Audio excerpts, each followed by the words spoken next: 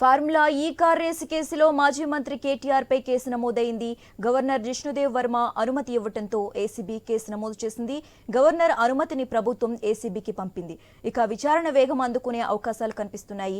కేటీఆర్ పై విచారణకు సంబంధించి ప్రభుత్వ ప్రధాన కార్యదర్శి నుంచి అధికారికంగా ఏసీబీకి ఆదేశాలు వెళ్లాయి. ఫార్ములా రేసు పూర్వపరాలు, అనుమతి లేకుండానే హెచ్ఎండీఏ ఒప్పందం చేసుకోవటం, ఆర్బీఐ అనుమతి లేకుండా 46 కోట్ల మేర విదేశీ కరెన్సీ చెల్లించడం వంటి వ్యవహారాలపై పురపాలక శాఖ ముఖ్య కార్యదర్శి ఫిర్యాదు మేరకు ఏసీబీ ఇప్పటికే కేసు నమోదు చేసింది. ఇందులో కేటీఆర్తో పాటు పురపాలక శాఖ అప్పటి ప్రత్యేక ప్రధాన కార్యదర్శి అరవింద్ కుమార్ ను, చీఫ్ ఇంజనీరింగ్ ను బాధితులుగా పేర్కొన్నారు. అధికారులపై విచారణకు ప్రభుత్వం ఇంతకు ముందే అనుమతి ఇచ్చింది. కేటీఆర్ పై కేసు నమోదుకు గవర్నర్ నుంచి అనుమతి కోరగా సుమారు నెల రోజుల తర్వాత ఇటీవల అనుమతి లభించింది.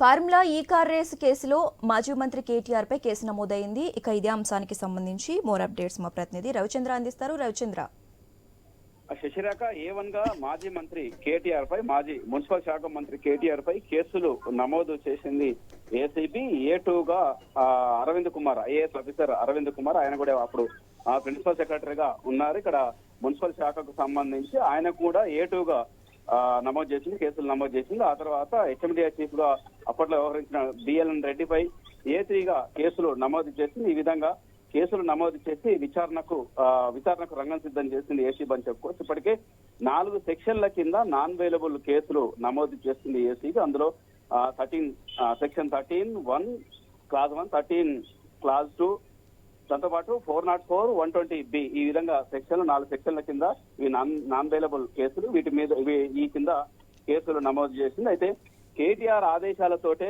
నిర్ణయాలు తీసుకున్నారు. కేటీఆర్ గతంలో ఈ విధంగా, అంటే ప్రభుత్వ కేబినెట్ అనుమతి కాకుండా ఈ విధంగా కొన్ని కంపెనీలకు దారాదత్తం చేశారు. అందులో 55 కోట్లు గోల్మాల్ అయ్యాయంటూ ప్రభుత్వం కావచ్చు, ముఖ్యంగా ఇప్పుడున్నట్టుగా ప్రభుత్వం ఆదేశాలు జారీ చేసింది. అంటే ఏసీబీకి లేఖ రాసింది ప్రభుత్వం తరఫున. అంతకంటే ముందు గవర్నర్ అనుమతి కూడా తీసుకున్నారు. గవర్నర్ అనుమతి తీసుకుంటే గవర్నర్ జిష్ణుదేవ్ వర్మ ఆయన కూడా దీనికి ఈ కేసుకు సంబంధించిన అనుమతి ఇచ్చారు. దాంతో అక్కడి నుంచి ప్రభుత్వానికి, గవర్నర్ ఆఫీస్ నుంచి లేఖ ప్రభుత్వానికి వచ్చిన తర్వాత 2 రోజుల క్రితమే ఏసీబీకి లేఖ రాసింది సిఎస్ శాంతి కుమార్. దీంతో కేసులు నమోదు చేశారు, విచారణ చేపడుతున్నారు.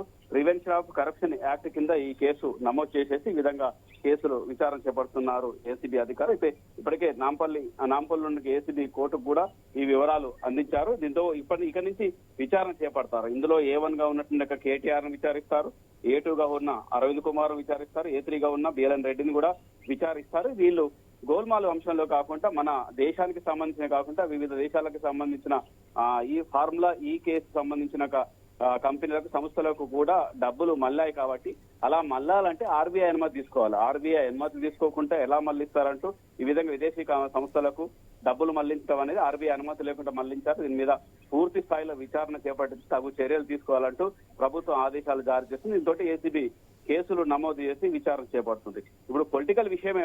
ఇప్పుడు కొద్దిసేపటి క్రితం కూడా కేటీఆర్ ఇదే అంశాన్ని జోక్యం చేసుకున్నారు. ఇప్పుడు కేటీఆర్ ఇదే అసెంబ్లీలో ఉన్నారు, తెలంగాణ అసెంబ్లీలో ఉన్నారు. ఆయనతో పాటు హరీష్ రావు అంతా ఇటు ప్రభుత్వం సంబంధించి అటు సీఎం రేవంత్ రెడ్డి కూడా ఇదే అసెంబ్లీలో ఉన్నారు. అసెంబ్లీలో కూడా ఇదే అంశాన్ని చర్చిస్తున్నారు. ఇదే అంశాన్ని కేటీఆర్ చెప్పారు. నాపై ఏదో కేసులు పెట్టినట్టు వార్తలు వస్తున్నాయి, అది అసెంబ్లీలో చర్చించినా గానీ వెల్కమ్ అంటున్నారు. అసెంబ్లీలో కూడా చర్చించడానికి నేను సిద్ధం అంటున్నారు. అయితే ఇప్పుడు అసెంబ్లీలో ఈ కేసు సంబంధించి మరి స్పీకర్ అనుమతి ఇవ్వకపోవచ్చు. ఎందుకంటే కేసు పక్క విచారణ కొనసాగుతుంటే సభలో చర్చించడం ఎందుకు అనే కోణంలో కూడా వెళ్తుంది. కాకపోతే ఇందులో పొలిటికల్ అంటే రాజకీయంగా కొంత చర్చ జరిగేటువంటి అవకాశం ఉంది. మరికొద్ది సేపట్లో బీఆర్ఎస్ ఎమ్మెల్యేలు బయటకు వచ్చిన తర్వాత మీడియాతో కూడా మాట్లాడతారు. ఫార్ములా ఈ కారుకు సంబంధించి, ఈ రేస్ కారు సంబంధించినటువంటి అంశాన్ని కూడా మాట్లాడతారు. దీనికి సంబంధించి ప్రభుత్వం దురుద్దేశపూర్వకంగా పెట్టింది, దేనికైనా సిద్ధమే అంటూ అటు కేటీఆర్ కూడా కొద్దిసేపటి క్రితం సవాలు విసిరారు. అదేవిధంగా అదే అంశాన్ని బయట కూడా చెప్తారు. దీంతో అటు బీఆర్ఎస్ నేతలకు, ఇటు కాంగ్రెస్ నేతలకు, ఎమ్మెల్యేలకు మధ్య ఈ అంశాన్ని ఇక నుంచి చర్చకు కొనసాగుతుందని చెప్పుకోవచ్చు. అయితే కేసీఆర్ మీద అరెస్టు, అంటే కేసీఆర్ మీద విచారణ చేపట్టిన తర్వాత మరి కేసీఆర్ ని అరెస్ట్ చేస్తారా, అరెస్ట్ చేస్తే పరిస్థితి ఎట్లుంటది అనే కోణంలో కూడా రకరకాల రాజకీయ పరంగా, రాజకీయ విశ్లేషణలు కూడా రకరకాల విశ్లేషణలు చేపడుతున్నాయి. అయితే కాకపోతే జనం ముందు కాంగ్రెస్ నేతలు, ఎమ్మెల్యేలు చెప్పేది ఏంటంటే ఏ అంశానికి సంబంధించిన, కాళేశ్వరం కావచ్చు, విద్యుత్ సంస్థలకు సంబంధించిన అంశం కావచ్చు, ఏ అంశం మీదనైనా ప్రభుత్వం జనాల ముందు అంతా దీనికి సంబంధించిన వివరాలు ఇస్తాం. ప్రభుత్వం, గత బీఆర్ఎస్ ప్రభుత్వం ఎక్కడైతే తప్పులు చేసిందో అవన్నీ జనం ముందు ఉంచుతాం. చట్టం ప్రకారం చర్యలు ఆ సంస్థలు తీసుకుంటే తీసుకుంటే ఓకే, తీసుకోకుండా ఓకే, ఆ విధంగా వెళ్తామంటూ కాంగ్రెస్ ఎమ్మెల్యేలు కొద్దిసేపటి క్రితం అదే అంశాన్ని చెప్పారు. అదే పీసీ అధ్యక్షుడు అదే చెప్తున్నారు, దాంతో పాటు సీఎం కూడా అదే చెప్తున్నారు, అందరూ అదే చెప్తున్నారు. ఓ పక్క వీళ్ళు ఇది చెప్తూనే మరో పక్క మాత్రం కేసులు పెడుతున్నారని చెప్పుకోవచ్చు. కేటీఆర్ మీద కేసులు పెట్టారు. ఇప్పుడు రాజకీయంగా కూడా పెద్ద చర్చ జరుగుతాయి రెండు పార్టీల మధ్యలో. ఇవాళ నుంచి ఆ చర్చ కూడా కొనసాగుతుందని చెప్పుకోవచ్చు. ఎట్టకేలకు ఏవన్గా కేటీఆర్ పై కేసులు నమోదు చేయడం, అంతేకాకుండా ఏటీవ్గా అరవింద్ కుమార్ ను కూడా, ఈయనపై కూడా గతంలో అనేక ఆరోపణలు వచ్చినాయి ఐఏఎస్ అరవింద్ కుమార్ మీద. అది కూడా విచారణ చేపట్టాల్సిన అవసరం కూడా ఉందంటూ ఈ కేసులో ఆయన కూడా విచారణ చేపడతారు. అయితే ఈ అంశంలో గత 2 నెలల నుంచి చర్చ జరుగుతుంది. అయితే ఇదే అంశానికి సంబంధించి అరవింద్ కుమార్ కూడా గతంలో ప్రభుత్వం ఆదేశాలు జారీ చేసింది, మేము ఆ నిర్ణయాలు తీసుకున్నాం, ముఖ్యంగా ఆయా శాఖకు సంబంధించిన మంత్రి కేటీఆర్ ఆదేశాల మేరకు మేము ముందుకెళ్తున్నాం అంటూ ఇదే అంశాన్ని చెప్తారా మరి ఏసీబీ ముందు? లేదంటే ఎందుకంటే ఇందులో కేబినెట్ ఇన్వాల్వ్మెంట్ లేదు, కేబినెట్ లో చర్చించలేదు, కేబినెట్ అప్రూవ్ లేదు, డైరెక్ట్ గా కేటీఆర్ ఆదేశాల మేరకు తీసుకున్నారు. అది మళ్ళీ విదేశీ సంస్థలకు కట్టబెట్టారు. అలా కట్టబెట్టాలంటే ఆర్బీఐ అనుమతులు కావాలి. ఇవన్నీ రూల్స్ రెగ్యులేషన్స్ లేకుండా ఇష్టం వచ్చినట్టు ఇష్టారీతిగా గత ప్రభుత్వం వ్యవహరించింది. అందులో విచారణ చేపట్టాలంటూ ఏసీబీకి ఆదేశాలు జారీ చేసింది. ఇప్పుడు ఏసీబీ ఎలాంటి దూకుడు ప్రదర్శిస్తుంది, దీంట్లో ఇన్వాల్వ్మెంట్ ఉన్నటువంటి అంశంలో ఇందులో మళ్ళీ పొలిటికల్ గా అటు మంత్రులు కావచ్చు, సీఎం కావచ్చు ఇన్వాల్వ్ అవుతారా? ఎందుకంటే కేటీఆర్ ఒకవేళ అరెస్ట్ చేయాలని ఏసీబీ అంటే, ఎందుకంటే గతంలో మొన్న జరిగినట్టుగా హరీష్ రావుని, అంతేకాకుండా కౌశిక్ రెడ్డిని అరెస్ట్ చేసినప్పుడే రచ్చరచ్చ అయింది. అటు రెండు పార్టీల మధ్య రచ్చ అయింది. దాంతోపాటు బీఆర్ఎస్ ఎమ్మెల్యేలు నేతలు కూడా ఇది ఒక అవకాశాన్ని ఉపయోగించుకోవాలన్నట్టు కూడా చూస్తుంది. ఎందుకంటే కావాలని కేసులు పెడుతున్నారు ప్రతిపక్ష నాయకుల మీద కాంగ్రెస్ నేతలంటూ. ఈ విధంగా కూడా చర్చించుకుంటారు, ఈ విధంగా కూడా జనాలకు తీసుకెళ్తున్నందుకు వాళ్ళకు కూడా ఒక అస్త్రం దొరుకుతుంది. మరి ప్రభుత్వం అలా వెళ్తుందా, లేకపోతే దీనికి సంబంధించి ఇంకెంతకాలం నడుస్తుంది ఈ కేసు? ఇవాళ రేపట్లో తేలదు. ఏసీబీ కూడా కొన్ని నెలలు పట్టేయడానికి అవకాశం ఉంది. సరైన సమయంలోనే బయట పెట్టడానికి అవకాశాలు కూడా ఉంటాయి. అంతే, ఇక రకరకాల పొలిటికల్ ఈక్వేషన్లు రకరకాలుగా ఉంటాయని చెప్పుకోవచ్చు. మొత్తానికి ఏమనగా కేటీఆర్ పై నమోదు చేశారు 13(1), 13(2) సెక్షన్లు, దాంతోపాటు 404 సెక్షన్, దాంతోపాటు 120 సెక్షన్ క్లాస్ బి కూడా, ఈ విధంగా 4 సెక్షన్ల కింద కేసులు నమోదు చేశారు. విచారణ చేపడతారు. ఇందులో ఐఏఎస్ అధికారులు, మున్సిపల్ శాఖలు అధికారులను కూడా ఇందులో ఇన్వాల్వ్మెంట్ చేస్తారు. ఎందుకంటే ప్రభుత్వం నిధులు దుర్వినియోగం చేశారు, 55 కోట్లు అప్పనంగా ఈ కార్ రేస్ పేరుతో చేశారని చెప్పుకొస్తున్నారు. అయితే ప్రభుత్వం మాత్రం ముఖ్యంగా కేటీఆర్ గతంలో కూడా చెప్పారు, హైదరాబాద్ ని అంతర్జాతీయ స్థాయిలో పేరు తీసుకొస్తుందికే ఈ విధంగా ఈ కార్ రేస్ సంబంధించి మేము నిర్ణయం తీసుకున్నాం.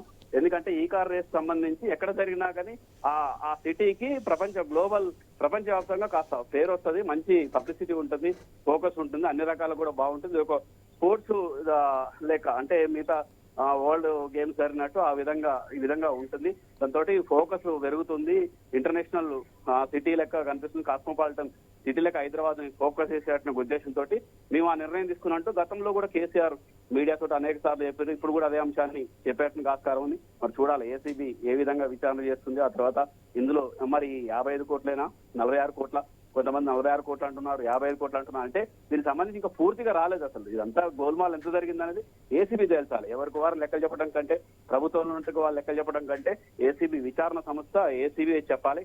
ఏసీబీ ఏం చెప్తుంది, ఆ తర్వాత ఎలాంటి చర్యలు తీసుకుంటుందో చూడాలి. Srirekha. Okay, right. Thanks for updates Ravichandra.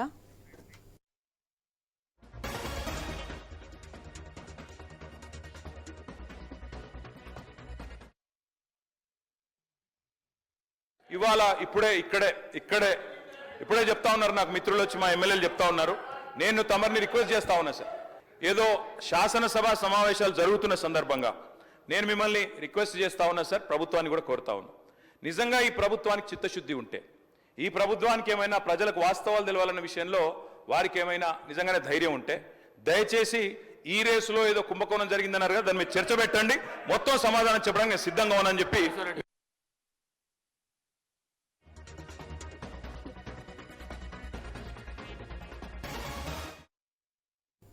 Formula ఈ కార్ రేస్ కేసులో మాజీ మంత్రి కేటీఆర్ పై కేసు నమోదైంది. గవర్నర్ జిష్ణుదేవ్ వర్మ అనుమతి ఇవ్వడంతో ఏసీబీ కేసు నమోదు చేసింది. గవర్నర్ అనుమతిని ప్రభుత్వం ఏసీబీకి పంపింది. ఇక విచారణ వేగం అందుకునే అవకాశాలు కనిపిస్తున్నాయి. కేటీఆర్ పై విచారణకు సంబంధించి ప్రభుత్వ ప్రధాన కార్యదర్శి నుంచి అధికారికంగా ఏసీబీకి ఆదేశాలు వెళ్లాయి. ఫార్ములా రేసు పూర్వపరాలు, అనుమతి లేకుండానే హెచ్ఎండిఏ ఒప్పందం చేసుకోవడం, ఆర్బీఐ అనుమతి లేకుండా 46 కోట్ల మేర విదేశీ కరెన్సీ చెల్లించడం వంటి వ్యవహారాలపై పురపాలక శాఖ ముఖ్య కార్యదర్శి ఫిర్యాదు మేరకు ఏసీబీ ఇప్పటికే కేసు నమోదు చేసింది.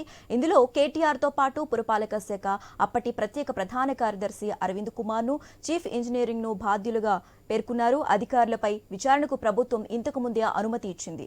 కేటీఆర్పై కేసు నమోదుకు గవర్నర్ నుంచి అనుమతి కోరగా సుమారు నెల రోజుల తర్వాత ఇటీవల అనుమతి లభించింది.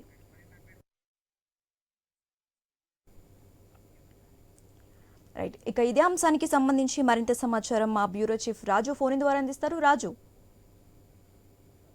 తెలంగాణ ప్రభుత్వంలో కేసీఆర్ రెండవ ప్రభుత్వంలో రాష్ట్ర ప్రభుత్వం నిర్వహించినటువంటి ఈ రేస్ కార్స్ సంబంధించినటువంటి అంశం ఆ రోజు విజయవంతంగా నిర్వహించామని చెప్పేసి బీఆర్ఎస్ ప్రభుత్వం చెప్పుకున్నా. ఇప్పుడు కాంగ్రెస్ ప్రభుత్వం హయాంలోకి వచ్చిన తర్వాత అక్కడ జరిగిన పరిణామాలన్నీ కూడా ఒక అనుమతి లేని నిధుల దుర్వినియోగం జరిగిందనేటువంటి ఒక అభియోగం అయితే ఇప్పటివరకు ఉండేది. అయితే తాజాగా దీనికి సంబంధించి కేటీఆర్ ఆ రోజు పురపాలక శాఖ ప్లస్ ఐటీ శాఖ మంత్రిగా కూడా వ్యవహరించారు కాబట్టి దానికి ఆయనను బాధ్యులను చేస్తూ 55 కోట్ల రూపాయల నిధులు దారి మళ్లించారు. అనుమతి లేకుండా, కేబినెట్ అప్రూవల్ లేకుండా, డిపార్ట్మెంట్ల అనుమతి లేకుండా వ్యక్తిగతంగా దారి మళ్లించారని చెప్పేసి ప్రధానంగా ఆరోపణ ఎదుర్కొన్నది. దీనికి సంబంధించి కేటీఆర్ కూడా చాలా సార్లు నేనే చేశాను, నా వల్లే జరిగింది, నేను ఎందుకంటే ఆ రోజు ఉన్నటువంటి అగ్రిమెంట్ ఇచ్చినటువంటి కంపెనీ ఏదైతే ఉందో ఆ కంపెనీ హ్యాండ్ ఇవ్వడం తోటి నేను అనివార్యంగా ఆ యొక్క ప్రతిష్టాత్మక ఈ రేస్ కార్స్ ని నిర్వహించాల్సిన అవసరం కోసం ఆ నిర్ణయం తీసుకోవాల్సి వచ్చింది. దానికి ఏం జరిగిన బాధ్యత నేనే అని కూడా ఆయన చాలా సార్లు మీడియా సమావేశాలు కూడా చెప్పడం జరిగింది.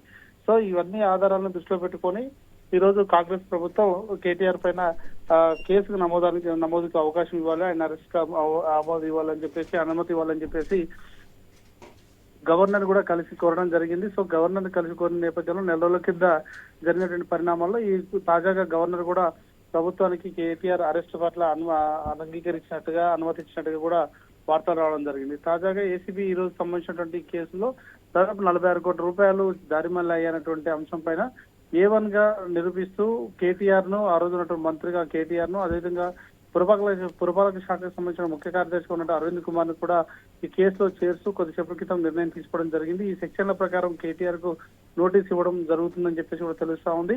అయితే ఈ కేసు నమోదు అయ్యిందని చెప్పిన వెంటనే కేటీఆర్ అసెంబ్లీలోనే అందుబాటులో ఉన్నారు. అసెంబ్లీలో వెళ్లి సభలోకి వెళ్లి ప్రభుత్వానికి సవాల్ చేయడం జరిగింది.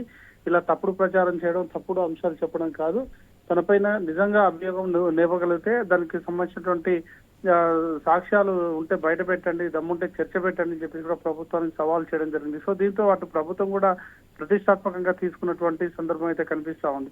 సో ఈ కేసు విచారణలో రేపు కేటీఆర్ కు సంబంధించిన నోటీసులు, అరవింద్ కుమార్ కి ఇచ్చినటువంటి నోటీసులు ఇవ్వడం, ఇవన్నీ పరిణామాలు వాళ్ళని విచారణకు పిలిచేటువంటి చర్యలు కూడా జరిగేటువంటి అవకాశం ఉంది. కాబట్టి విచారణ పేరు మీద కేటీఆర్ ని ఏ రోజైనా అరెస్ట్ చేయొచ్చు అనేటువంటి ఆ అంశం బీఆర్ఎస్ పార్టీలో ఒక చర్చనీయాంశంగా మారింది. ఇప్పుడు కేటీఆర్ మాట్లాడిన మాటలపైన అటు ముఖ్యమంత్రి గాని లేదంటే ఇతర సంబంధించిన శాఖ మంత్రులు గాని ఏ రకంగా స్పందిస్తారు, ఈ కేసు పైన కేటీఆర్ చెప్పినటువంటి సవాళ్ళను స్వీకరిస్తారా లేదా అనేది కూడా బీఆర్ఎస్ పార్టీ ఎమ్మెల్యేలు ఆసక్తికరంగా చూస్తున్నారు. Sasirekha. Okay, right, thanks for updates Raju.